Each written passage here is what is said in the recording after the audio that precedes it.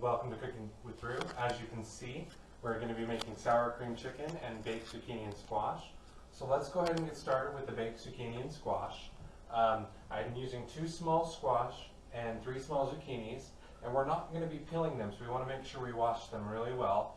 So go ahead and give them a good rinse.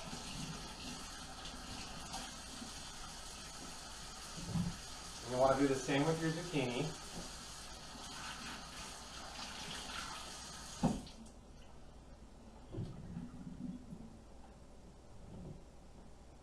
Alright, then you're going to want to cut off the top and the bottom ends on all of them.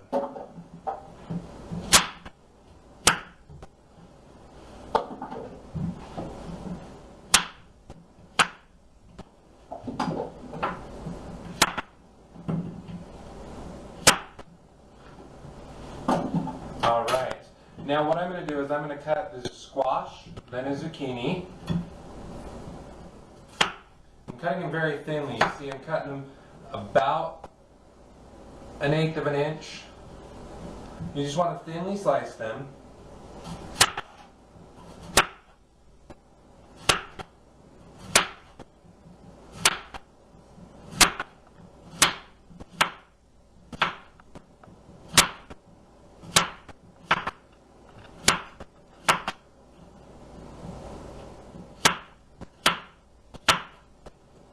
And then let's go ahead and move on to the zucchini. Do the same thing.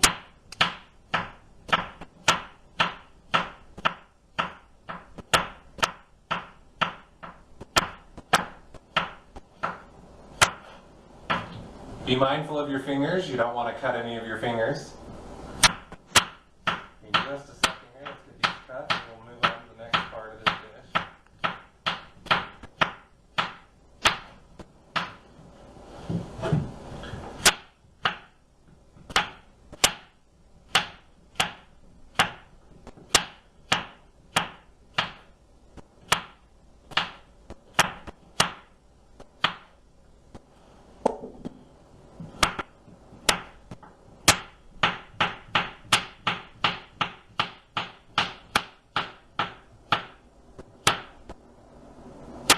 Alright, so now what we're going to do is we're going to take our little baking Perel pan and we're going to just put them in there like this. We're going to put them in squash and zucchini right side, standing up on their ends. And you'll notice that the zucchini is a lot smaller than the squash, so we'll stack a couple of them. And then use another one of these tall squashes to hold them in place.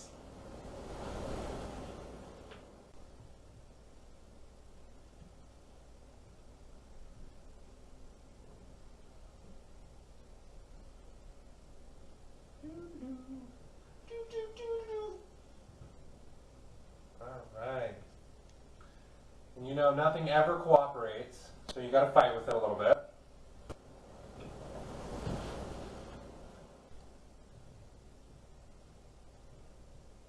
Can't wait till further in the season when you can get good, nice sized zucchini and squash. It makes it so much easier.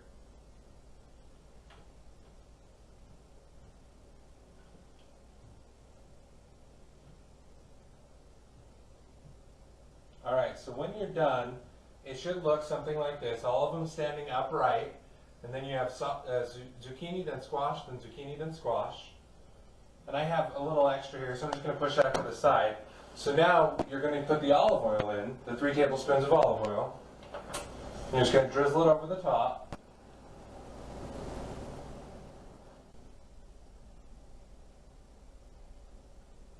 Get it all nice and coated. And then we're going to add our seasonings and then top it with cheese. And then it's ready to go in the oven.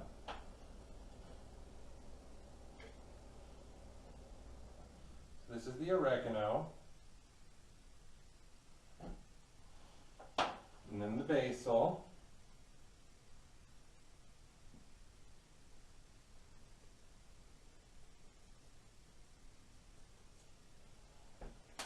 That's dried homemade basil. Homegrown. And then some garlic powder, as the recipe stated at the beginning of the show. Then you're going to take your pieces, your slices of Swiss,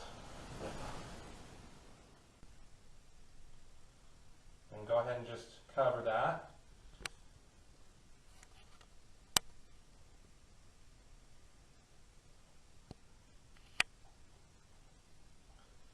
So we kind of have a dish that looks like this at this point. Then I'm going to put a little bit of Parmesan on top.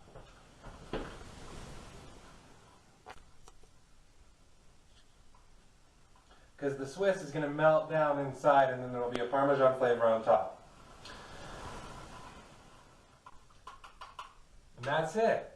This dish is prepped and ready for the oven. So while we're making the sour cream and cheddar chicken, let's get the oven preheating to 350 degrees.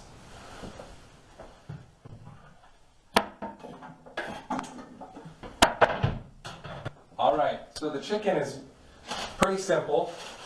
I've got my 2 cups of sour cream and cheddar chips here that I'm crushing. They've got to be crumbled.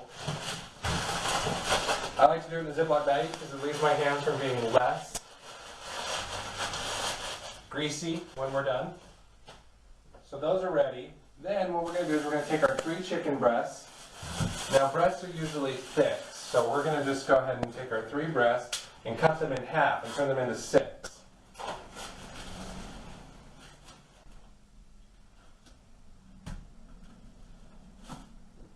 So now, as I mentioned on my blog, if you're cooking for just 2, you'll go ahead and you can make just one of these breasts, just cut the recipe in half, or you can do as I really recommend, is prep it now and then put them in freezer bags and freeze them, and then you'll have them at a later date. Because it's easier to just make a full recipe than to half it. But both options will work for you.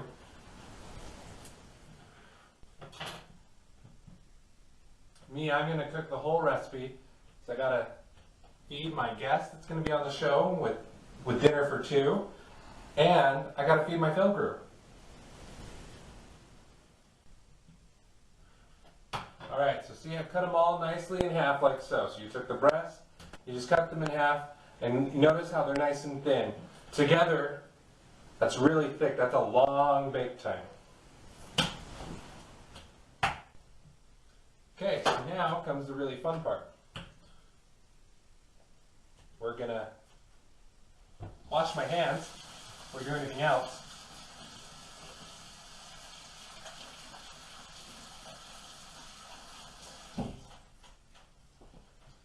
You know, handling raw meat and all. Alright, so now I'm going to get an egg wash ready. So it's 1 egg.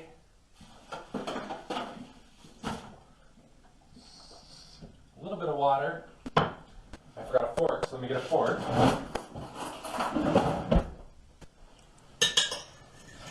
Okay, and then you just beat the egg in the water so you get a nice yellow, frothy consistency there. Alright, and then we have a flat pan plate. Go ahead and put your crumbs out. So that's about 1 cup. It was 2 cups, so it's going to be 4 cups of potato chips crushed up. And that's about all I have left in here. So I'm going to just crush this all out.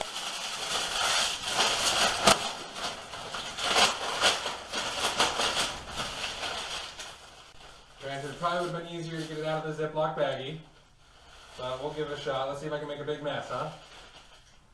Well, look at that. We did good. Okay, so we got, here's the next step. You're going to take a pan.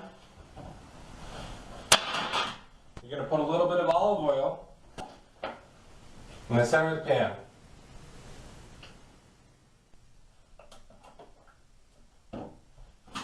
Then, because olive oil likes to run, you just shake your pan around like this. Have a good old time. Me, I'm a little, impatient. I don't have much patience, so I'm just going to push it all around. So we got a nice greased base to our pan. Then guess what? I'm going to wash my hands again.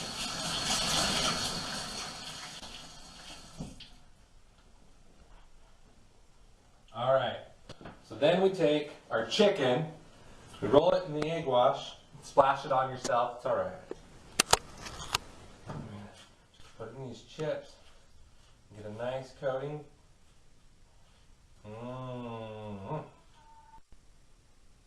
Right, and then you're just going to cover it in chips. Just squish it. Okay, see, look at that. So there's one. We're going to do the next one here. You just roll in that egg wash.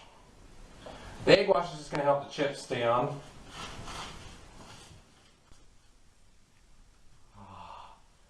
Next.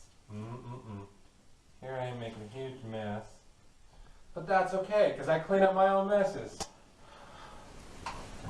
So when people tell me you make a huge mess, like, yeah, it's okay, because you enjoy the food, and I clean up after myself.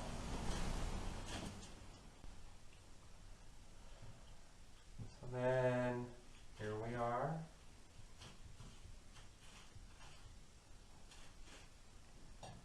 Nearing the end here.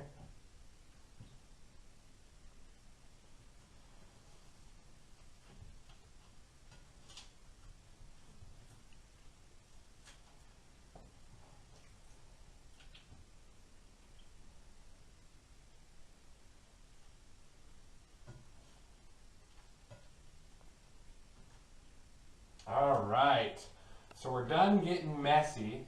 So we're going to wash our hands again. Use a little soap this time because there was raw meat involved.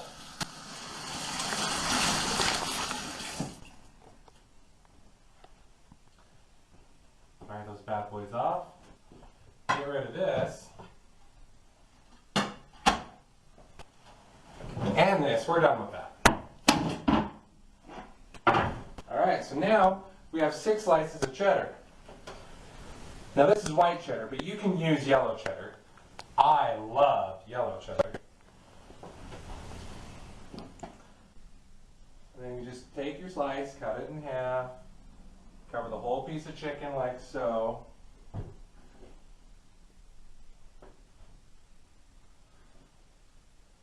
We're going to use that one there, and that one there. Alright, so this is all prepped. So I'm going to put this dish and this dish, the baked zucchini and the sour cream and cheddar chicken, in the oven for 25 to 35 minutes. Now while the food is cooking, please take a moment and review a message from our sponsors.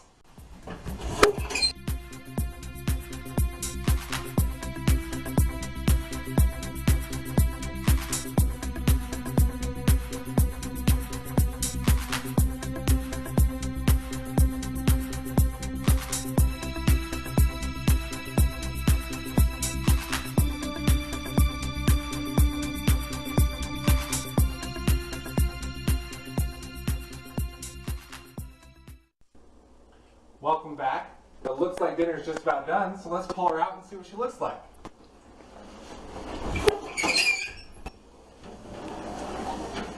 There's the chicken. Oh, that looks so good. And the zucchini squash bake. Alright, well let's let it cool down, and then we'll serve up some dishes. Alright, looks like everything's cooled down, so I'm going to go ahead and get 2 plates together. One for me and one for JC Graham. She's going to be joining us tonight on the show. She's a licensed clinical social worker. She's a certified QPR suicide prevention gatekeeper trainer. So let's go ahead and get our dishes together. Enjoy a few words from our sponsors, and we'll be back with JC.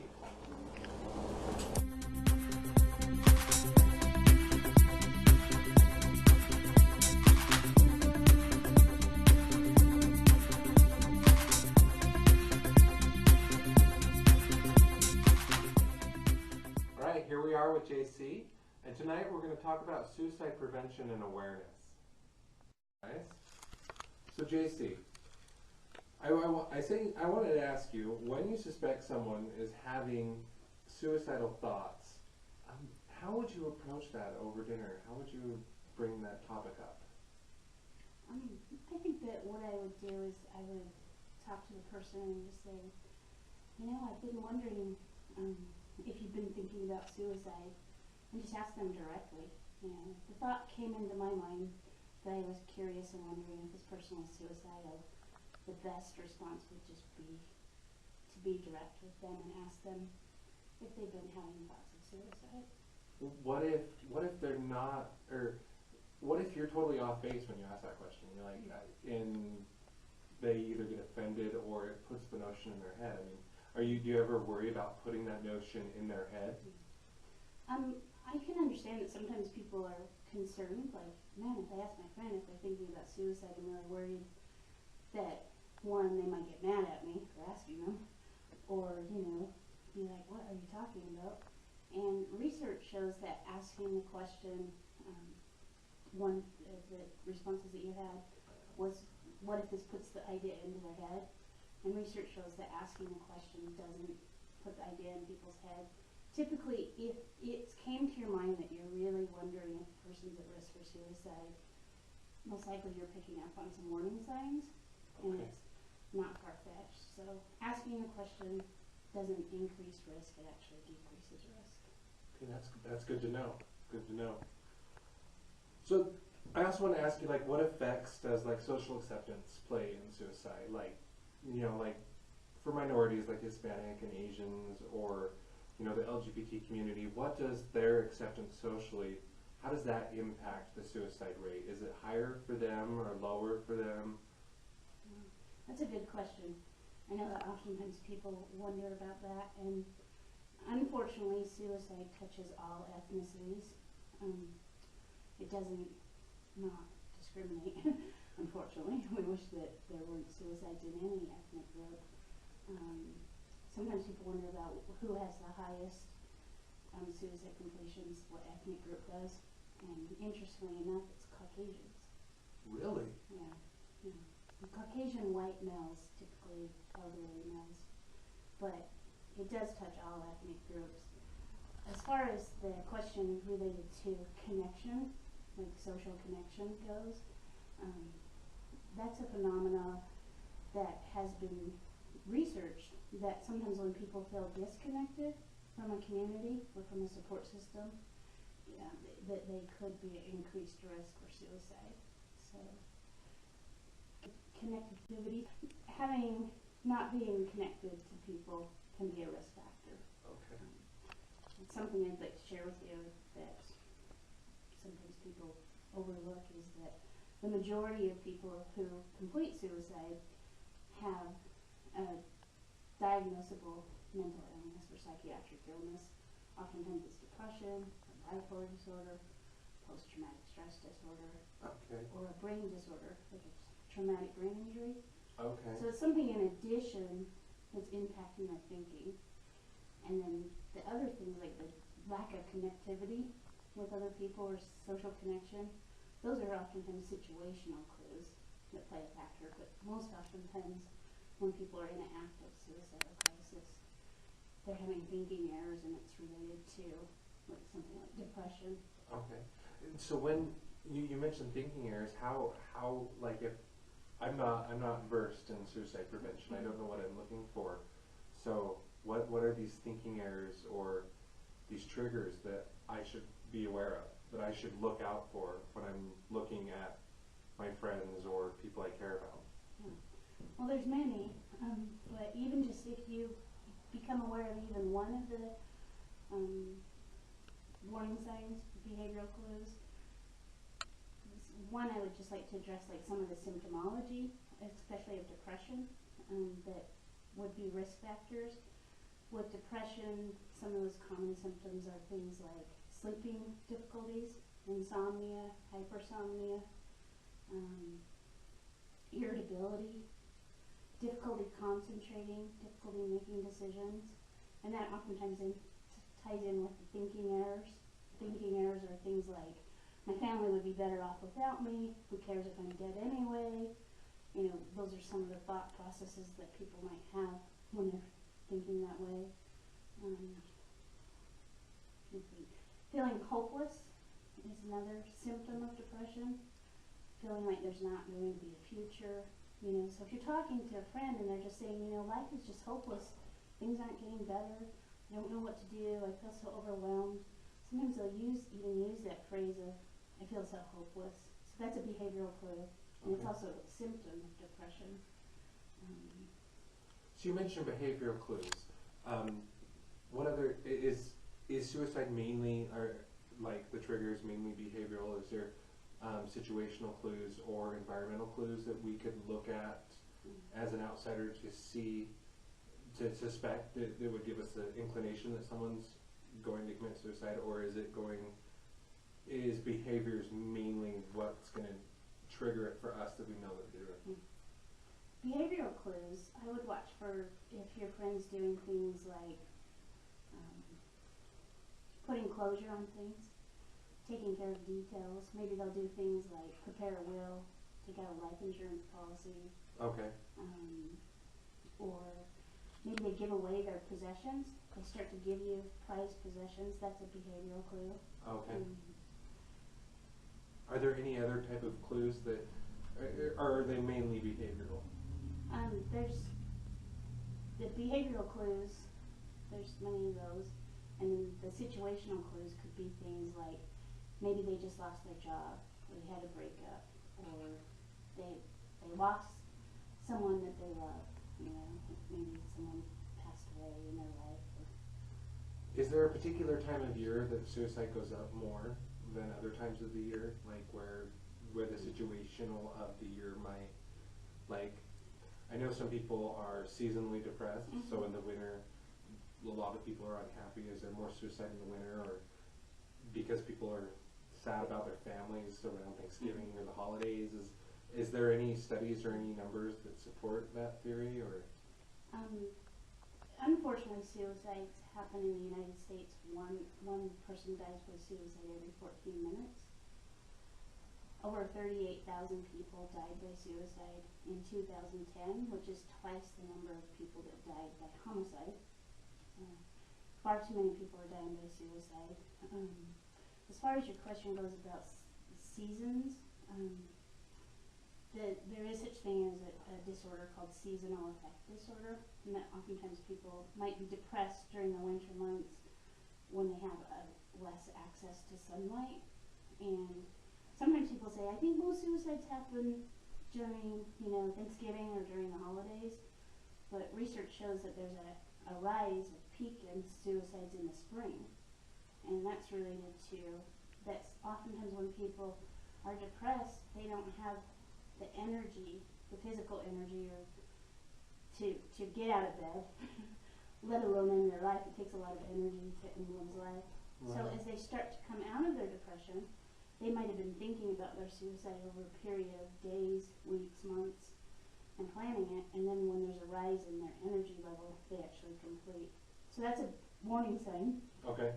To watch for, like maybe you've had a friend or a family member who's been really depressed, and then all of a sudden they get this sense of euphoria and chipperness, and sometimes that's because they've resolved that they're going to end their life, so they feel.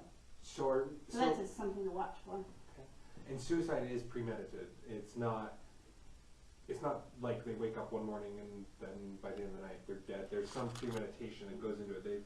Is it usually, a long thought out process, and they need that closure, or is it, well, I'm sure there are circumstances on both sides where it's abrupt, there's that loss of a loved one or something, and they're like, well, I'm just going to join them, and then I'm sure there are those times like you were just mentioning, so. Yeah. There's a form of research, there's actually professionals who are considered suicidologists, and they study suicides, and they have discovered that 5% of suicides are what we call impulsive suicides, and that means that the person had the initial thought and they took quick action to end their life in a very short time frame. 95% of suicides are actually, like you said, you used the word premeditated. 95% of them are planned over a period of days, weeks, months, sometimes even years. So at any time, my thoughts are suicide happens over a continuum, and at any time, if you come across any behavioral clue or warning sign, or you notice symptomology, it would be a great time to stop and ask your friend or your loved one, have you been thinking about suicide? And take action right in the moment. Okay. Well, On that note, what is the most important thing that you can say when someone tells you they're having suicidal thoughts? Or what's the next step that you do when someone tells you that they want to kill themselves? One is, I think, to take a deep breath and listen, you know. And I've actually said to a person, you know, I really appreciate that you've shared this with me. You know, it takes a lot of courage to talk to me about this. So I'll express to them that I appreciate that they've shared this with me, and then I'll say to them, you know, let's work together and let's go get you some help. Let's go see a therapist or go see your doctor. Okay. Or if they're in an acute crisis where they're actually taking action to end their life in the moment, I would call 911, get them to the emergency room. So in an acute circumstance, call 911. Mm-hmm. If it's in a less acute circumstance, therapist, doctor. Yeah. As soon as possible. As soon as possible. And also, another thing to do, definitely in both of those situations, is to remove anything that they could use for suicide. And talk to them about that. You know, is it something you thought about using, and can I keep it or keep it secure? Right. Is it good to kind of keep them in like under 24-hour watch, so to speak? Like make sure that you're there or someone else that cares for them is there, and kind of keep an eye on them around the clock until they can make it to that therapy appointment. Yes. Don't want them to be alone. And if they're in an acute crisis, don't want them to be alone even for a minute. You know, even this might sound kind of weird, but even to go to the restroom, because most suicides happen in the bathroom, and it only takes a few minutes. So if they're actively suicidal, you know, definitely don't even let them do that. And that sounds kind of weird and invasive, but, you know, because we all need to use the bathroom once in a while, but maybe just be like, you know, can we leave the door open and I'll just stand right here and, you know, I'm gonna watch you use the bathroom. You know, it's pretty serious. It is serious. Yeah. And most oftentimes, I know that like a lot of people worry, like, hey, if I ask my friend if they're thinking about suicide, this person's going to get mad at me, you know, they're going to think I'm weird because I asked them. But most oftentimes people are relieved to be able to talk about it. And they'll be like, you know, they'll cooperate with you. And even if they don't cooperate, you can still get outside help if they're not willing to work with you to stay safe. Okay. And the outside help would be like calling 911. Gotcha. So we've talked a lot about the signs and what options you have in the steps to take when someone comes to you about suicide. In the unfortunate circumstance that someone does commit suicide, what resources are there for the loved ones that are left behind? Because that's impactful to the people that are left. I'm sure therapy and stuff like that, but what resources are there for them once a suicide has happened? Yeah. One thing I'd like to say to anyone who's lost someone that they love to suicide is that, one, I have empathy for anyone who's had that experience, because it's one of the most difficult things that people can experience. And I do know that people typically do the best that they know how at the time, family members and friends. And so I just would like people to know that I do have empathy for that experience. And suicide is very complex, and to always keep in mind that most people who do die by suicide, like I mentioned earlier, do have a brain disorder, something that's impacting their thinking. And, you know, it's not the people, their loved ones' fault that this person died by suicide. I know that sometimes people don't know what to say after someone's died by suicide. People will oftentimes have different types of responses in families. And like Drew was saying, is like, what kind of support systems are available for people who've had this experience? I do encourage people to get involved with survivor support groups. If there's not one in your community, you could maybe even form one. There's a foundation called the American Foundation for Suicide Prevention, and you can access their information if you use the internet. Just do a search for American Foundation for Suicide Prevention. And there's people in that organization that can actually coach you on how to start a support group or find a support group that's in your community. So that's a good step. Another one is to get involved, if you'd like to at some point, with things like the suicide prevention walks that happen in many of our communities. So, and also talk to other people, like other friends, you know, ecclesiastical leaders if that's something that works for you. And as Drew mentioned earlier, even therapy might be beneficial. You know, and give yourself time.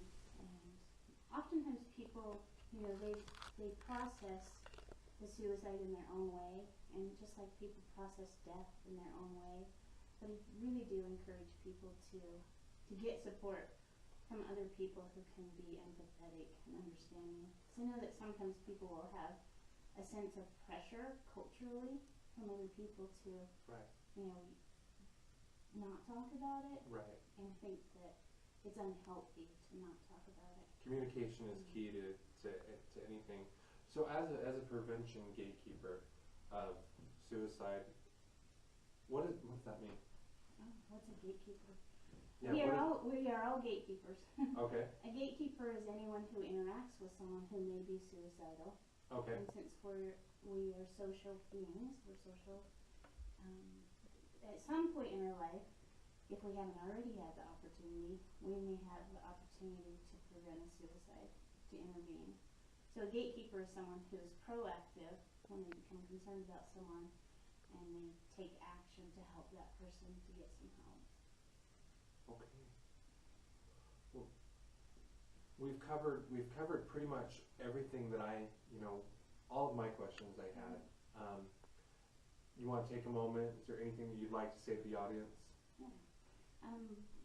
One thing that I'd like to share with people, if you ever find yourself having thoughts of suicide, one, I think it's really important to know that you're not alone, even though you might feel like you're alone in this. I'd like people to know that there are people who do care. One resource that's available 24 hours a day is the National Suicide Prevention Lifeline, and that number is 1-800-273-TALK, and the last 4 digits is 8255. That's a great number to call. Anyone can call it at any time of the day or night. I also encourage people to make a safety plan, and a safety plan consists of these things. The first is to not remain alone while you're having thoughts of suicide. And some of the ways that you can manage that is to maybe ask a friend to be with you in that moment, or call the lifeline number. That's another example of how not to be alone in that moment. And also to remove anything that could be used for suicide. It's interesting, we talked a little bit about the symptoms of depression. And one of the symptoms of depression that we oftentimes overlook is having thoughts of suicide. More people think about suicide than you can imagine. And part of the reason we can't imagine it is because oftentimes we don't talk about it in our cultures. And so if you have thoughts of suicide, it's important to talk to someone, and reach out, get help, stay safe. And if needed, go to the emergency room. If you can't stay safe, call 911 or go to the emergency room, because the thoughts of suicide are oftentimes, a sense of urgency, but oftentimes whatever it is that's happening with time and also treatment can actually get improved. I know that suicide is something that touches so many people, and it's really important to stay safe. So the safety plan would be, don't remain alone, remove anything that could be used for suicide. Sobriety is another part of the safety plan. It's really important to remain sober, because alcohol and drugs increases risk, increases lethality. I also encourage people to focus on their reasons for living. Sometimes we overlook that. So I'd encourage everyone to, right now, come up with a list of your reasons for living and have it written down somewhere where you can refer to it. An example of a reason for living might be, it's very individualized, but some of my examples for myself would be, like, I want to see as many sunsets as I can in my lifetime. I also, want to travel and do all kinds of different things and try to make a positive difference in other people's lives. But everyone's reasons for living are very individualized. I once had a person share with me that his reason for living was he loved a certain book series, and the books weren't completely written. So he was staying alive just so he could read those future books, and that worked for him. Coming up with things of how you can self-soothe or calm yourself is another part of a safety plan. Such things would be maybe like listening to music, going for a walk, writing, whatever it is that people do to kind of self-soothe and take care of themselves. I'd encourage people to do that also. Okay. Well, thank you so much, JC, for joining me for dinner and discussing suicide prevention. It's really been my pleasure. Thank you for having me. You're welcome. If any of you have any questions about tonight's topic or any questions for me, please leave them in the comments below. And thank you so much for joining us on Cooking with Drew Dinner for Two, and I look forward to seeing you next time.